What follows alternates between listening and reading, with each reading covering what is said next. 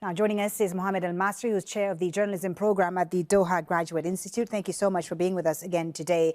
Of course, we think we know what the result is going to be, but the turnout figures is what we're really waiting for. Do you think Egyptians would have gone out to vote these past 3 days if they know what the result is going to be anyway? Well, it's interesting because the government has sort of been pulling out all the stops to try to get people to go and vote, right? They've threatened fines. Several government-owned corporations have threatened to dock paychecks in April, including Egypt Air, the state-owned airline.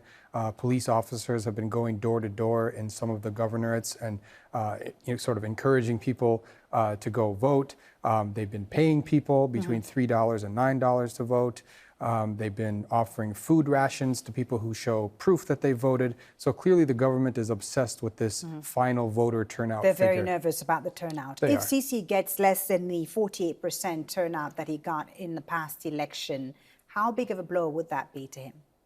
You know, I think it'd be a big blow. He's looking for sort of a popular mandate to sort of legitimate his rule, right, and cement his popularity, and also cement his efforts to probably go for a third term, to amend the Constitution and then go for a third term. So if he comes out with, say, I don't know, 30% or 35% voter turnout, that's really bad optics in front of the Egyptian population. I think it'd be pretty bad news.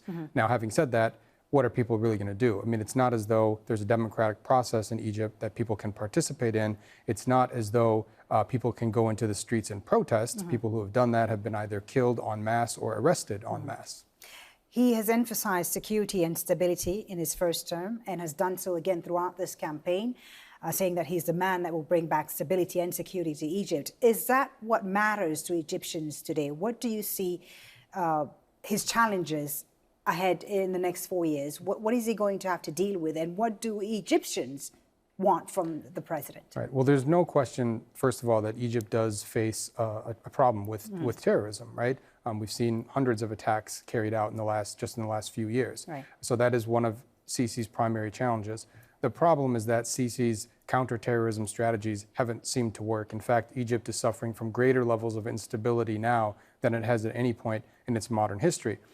In terms of his other challenges, I think the other big one is economic. UNICEF says that close to 30% of Egyptians live in poverty, and about 10 million children live in poverty. The country has been ravaged by skyrocketing inflation. It's making life very difficult for the common Egyptian to just make ends meet. So that's going to be his major challenge going forward. Now, we've discussed the failures of these past 4 years at length, these past 3 days as the voting has been happening in Egypt. But has it all been negative, Mohamad Elmasry? Is there something positive out of this 4-year Sisi term, this past one?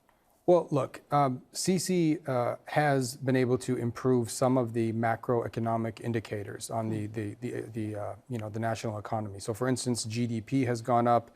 Egypt's foreign reserves have gone up from $19 billion to about $42 billion.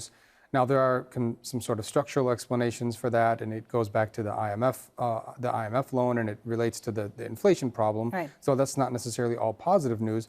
But if you're asking for something positive, I guess that would be the one thing that I could point to. Unfortunately, Egypt has regressed significantly socially, politically, and economically in the last few years. So there isn't a lot that we can point to. Thank you so much for sharing your thoughts with us. Mohamad Elmasry of the Doha Institute of Graduate Studies joining us here on the News Grid. Well, let's now take a look at the conversation online. Andrew Chappelle, our social media producer.